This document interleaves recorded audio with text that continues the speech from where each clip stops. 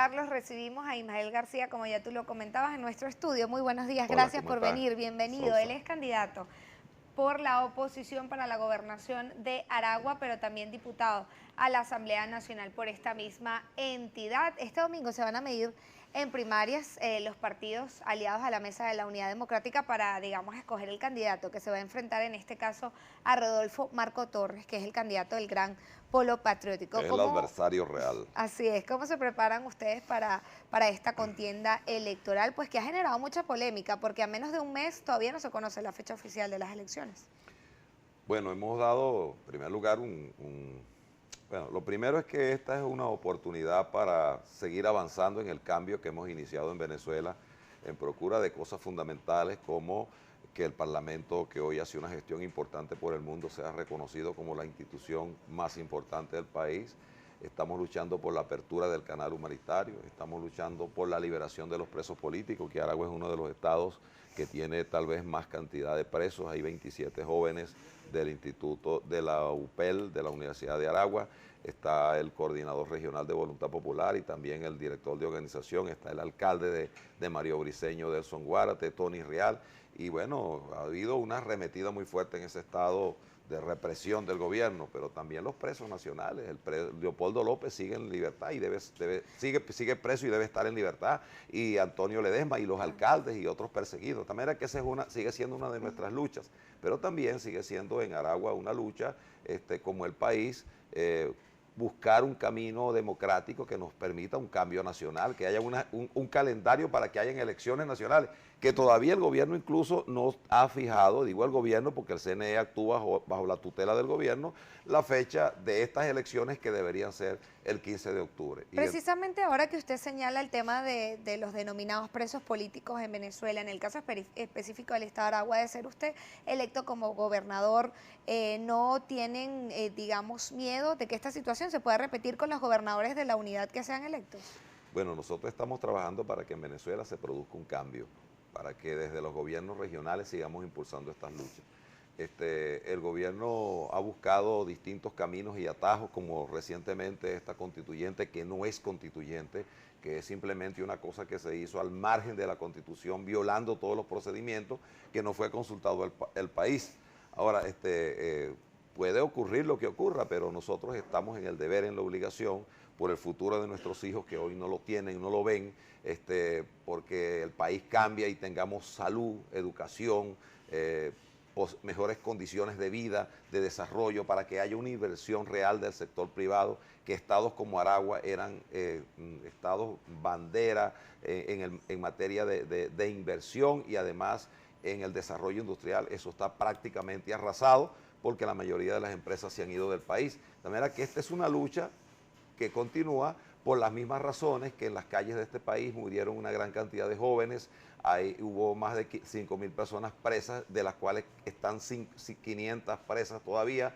Es la misma razón de lucha por la que hoy nuestros diputados andan ante el mundo, diciéndole a las sociedades en el mundo que vean sus ojos, volteen sus ojos a Venezuela, para que miren un país que está en una situación prácticamente de devastamiento de un gobierno que ha tenido muchísimo dinero y que no ha atendido los problemas del país, sino que se ha dedicado a hacer una política absolutamente equivocada, un modelo de gobierno, de economía que ha destruido la economía en Venezuela, y que necesitamos un cambio para que las cosas mejoren y cambien en el país. Precisamente una de las solicitudes de la oposición venezolana para estos 4 meses de protesta contra el gobierno nacional que se registraron era un cambio de gobierno nacional, digamos, unas elecciones presidenciales. Esto, sin embargo, no se llevó a cabo, y muchas personas critican que los dirigentes de la oposición abandonaron las calles para ir a una contienda regional que no era la solicitud del pueblo venezolano. No se ha abandonado no se ha abandonado nada, perdón. Esta es la continuidad de esa lucha. Las gobernaciones o los gobernadores y gobernadoras debieron ser electas hace un año en vez de haber convocado ese parapeto de constituyentes. Nosotros también luchamos por estas gobernaciones y estamos exigiendo que se hagan las elecciones de alcaldes, incluso los consejos legislativos no se van a elegir, que deberían haber sido electos conjuntamente con los gobernadores. De tal manera que nosotros venimos dando una lucha y siempre la hemos planteado en el campo democrático. El voto para nosotros es nuestra herramienta fundamental.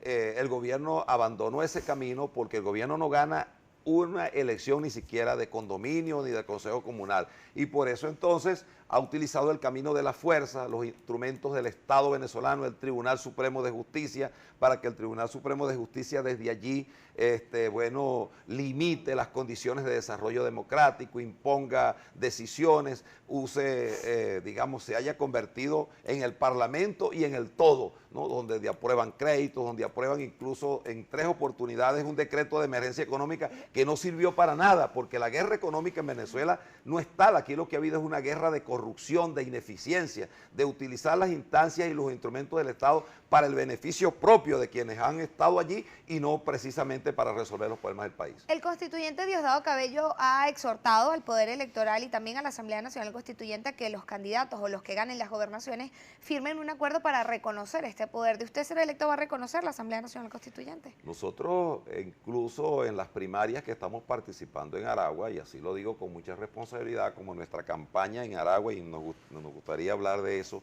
y de los problemas de Aragua, ha sido, digamos, propositiva. Hemos llevado un conjunto de propuestas a Aragua de las cosas que deben hacerse de inmediato en Aragua. Mire, hemos dicho que le firmamos a la Mesa de la Unidad un documento donde nos comprometemos a reconocer nuestros resultados y también, de no ser electo, renunciar de inmediato. En Aragua ha habido... Los resultados de las primarias, pero hablo de las elecciones regionales, bueno, es que como siempre, tal. ¿Reconocerían ustedes la Asamblea Nacional? Siempre lo hemos hecho, siempre hemos reconocido los resultados. El que no reconoce los resultados es el gobierno, porque no se trata solo del hecho, y esto es muy importante, de decir, está bien, ustedes ganaron. Nicolás Maduro lo dijo el día apenas dieron los resultados de los diputados. ¿Y qué pasó? Utilizaron la fuerza del Estado, del Tribunal Supremo, todos los mecanismos de poder para desconocer la Asamblea. Todavía está esperando la Asamblea Nacional que el Tribunal Supremo, ya todo el tiempo que lleva la Asamblea, diga si los diputados de Amazonas son legales o no, que lo son, sí. Entonces, pero han habido una cantidad de cosas que el Tribunal Supremo en 24 horas las responde. Entonces, el tema de los resultados no es solo los votos, sino que las instituciones funcionen. A los gobernadores anteriores, a los que se van a escoger ahora, a los que se van a elegir ahora, donde estoy seguro vamos a tener esa responsabilidad de representar al Estado de Aragua. Bueno, ¿qué pasó? Le montaban organismos paralelos, parapetos paralelos, y entonces el gobierno buscaba otros caminos. Es respetar la Constitución, es respetar las instituciones, es respetar las responsabilidades que a cada institución le toca, y en ese sentido el gobierno no ha sido eso. Ahora, nos vamos a ir de Venezuela, le vamos a entregar el país, le vamos a decir a los venezolanos que no vamos a participar en eso. No podemos dejar que el gobierno hoy designe 23 gobernadores a dedo, como ha estado designando los últimos 7 gobernadores, pero además convoque unas elecciones y diga, estos son los gobernadores, como hizo con los constituyentes. En el caso de los constituyentes no participamos, bueno, porque era una cosa total y absolutamente al margen de la Constitución. Señor Ismael, nos corresponde hacer una pausa acá en Primera Página. Sin embargo, usted continúa con nosotros acá en el estudio precisamente para conversar sobre la problemática que tiene el Estado de Aragua al regreso, que es en sintonía de Primera Página. Seguimos con más de Primera Página y continúa con nosotros en el estudio Ismael García. Él es candidato a la gobernación del Estado Aragua y que va a medirse en las primarias de la Mesa de la Unidad Democrática. Y hablábamos en el corte anterior que es importante resaltar la problemática que tiene esta entidad, que no es nada fácil. Una de ellas, donde podemos comenzar, es la situación del lago de Valencia, que colinda con el estado, con la parte sur del Estado Aragua. ¿Qué se puede hacer o qué se ha dejado de hacer en este caso del lago de Valencia, donde ya muchas familias se encuentran damnificadas? Bueno, han ocurrido cosas incluso lamentables, producto de la naturaleza, como también la tragedia de Choroní, que hemos visto como el gobierno de Venezuela ha donado $5 millones a otro país, que también seguramente requerirá, tendrá necesidades a Estados Unidos, pero los venezolanos y aragüeños vivimos todavía esa tragedia de Choroní, que no ha sido totalmente resuelta. Pero la tragedia del lago de Valencia, que está en el sur de Maracay, es un problema sumamente grave.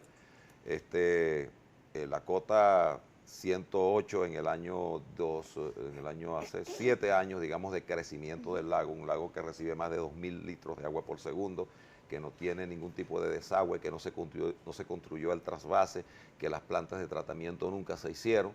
Entonces se construyó un muro en esa oportunidad. Hoy estamos casi en la 116, y un crecimiento ya desproporcionado que pudiera ocurrir allí, una tragedia, no solamente en Aragua, sino en parte de Carabobo, pero que afectaría a todo el país, y una tragedia que no la deseamos, que no la queremos. El gobierno lo que está es subiendo nuevamente el muro y eso no resuelve la situación.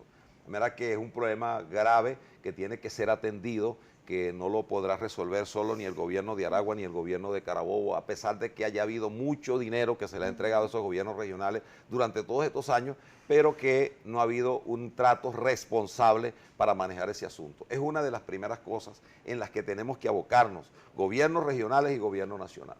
El problema de la seguridad... ¿Qué haría usted de forma inmediata para solventar la situación del agua de Valencia? Tenemos que hacer todos, junto con el gobierno de Carabobo y el gobierno nacional, debe plantearse de inmediata una intervención con profesionales que conozcan la materia, no solamente con la inversión de recursos que eso necesita, sino con la construcción del trasvase, de las plantas de tratamiento, porque, como te decía, son 2.000 litros de agua por segundo que están entrando allí sin ningún tipo, es una bomba de tiempo que está activada y que el gobierno no ha construido lo que técnicamente y los ingenieros conocedores de la materia determinan que se haga. Y el problema no es construir, subir el muro, porque eso lo que haría es contener mayor represión y cuando eso explote, la tragedia va a ser de marca mayor. Usted señalaba esta donación que hizo el gobierno venezolano de 5 millones de dólares para los afectados por el huracán Harvey en Estados Unidos. ¿No considera usted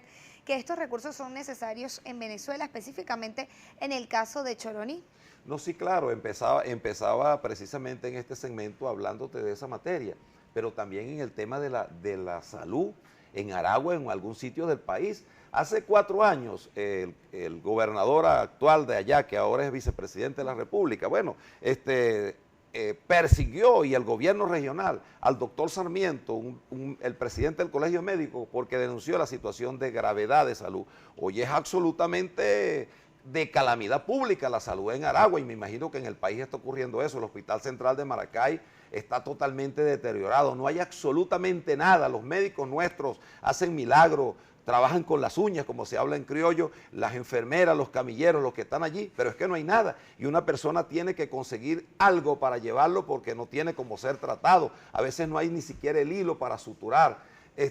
Ocurre lo propio con el Hospital de la Victoria. En Las Tejerías se inició un hospital que cuando era diputado, también hace 10 años, en el 2007, 2006, se aprobaron los recursos. Han habido ya 3 gobiernos regionales y ese hospital no ha sido terminado. El hospital de Turmero y el de Villa de Cura. Entonces, bueno, hay una situación en donde el gobierno tiene un mensaje hacia afuera, que es un gobierno revolucionario, que quiere a los pobres, que atiende a la gente, y cuando tú evalúas el tema de la salud es grave. El problema que está pasando en Aragua también de hambre, es un problema grave que el gobierno no puede solamente cuando vienen unas elecciones llegarse con unas bolsitas de clase. Rodolfo Torres, Rodolfo Marcos Torres, bueno, él estuvo al frente de los programas alimentarios de este país.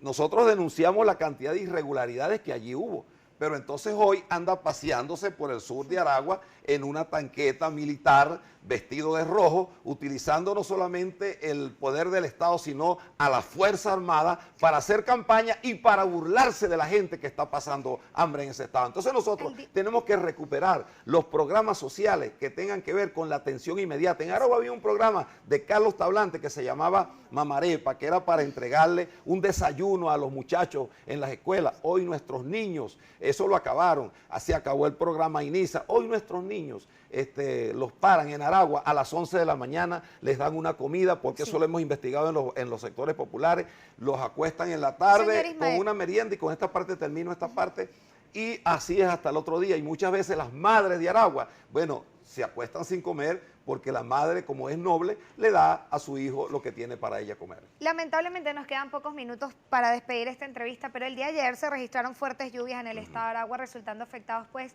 la Encrucijada, Colón y el municipio Tovar. ¿Qué se puede hacer en materia de políticas públicas para evitar que este tipo de situaciones se vuelvan a registrar con estas lluvias? Mira, hay accidentes de la naturaleza que son casi difíciles de prever o de poderlos, y en eso yo quiero ser responsable, pero si hay, como te decía, prevención, limpieza de quebradas, evitar que se construyan sobre los ríos obstáculos que después vayan a traer tragedias mayores, información, seguridad, ¿no? Que ese es un tema también que quería hablarte rápidamente porque es muy importante. Bueno, si hay prevención, no solamente en las carreteras, en los ríos, sino también dentro de las ciudades, estas tragedias pudieran evitarse. El tema de la seguridad en Aragua, pero es un problema nacional.